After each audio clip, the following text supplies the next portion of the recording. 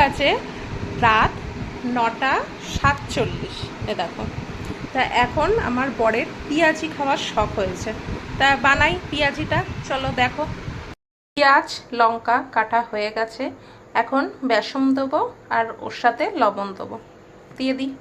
পেঁয়াজ বেসন আর লবণ দিয়ে মাখা হয়ে গেছে, আর তার সাথে কড়াইতে তেল গরম করাও বসিয়ে দিয়েছি। তেলটা গরম হয়ে গেলে তারপরে ছোট ছোট করে পেঁয়াজিগুলো তেলে ছেড়ে দেবো। তেল গরম হয়ে গেছে, এবার ছোট ছোট করে আমি দিয়ে দিচ্ছি গরম তেলে। তোমরা এরকম বাড়িতে কে কে চটজল দিয়ে পেঁয়াজি বানিয়ে খাও, একটু তাড়াতাড়ি কমেন্ট বক্সে বলো তো।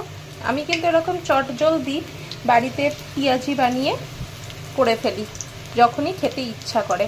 বাইরের ওই কেনা চপ পেঁয়াজিগুলো অতটা স্বাস্থ্যকর হয় না, কিন্তু বাড়িতে বানানো জিনিসগুলো ফ্রেশ তেলে করি এবং ভালোভাবেই করি, তাই জন্য বাইরের চপ পেঁয়াজিগুলো যতটা এড়িয়ে চলা যায় ততটাই ভালো।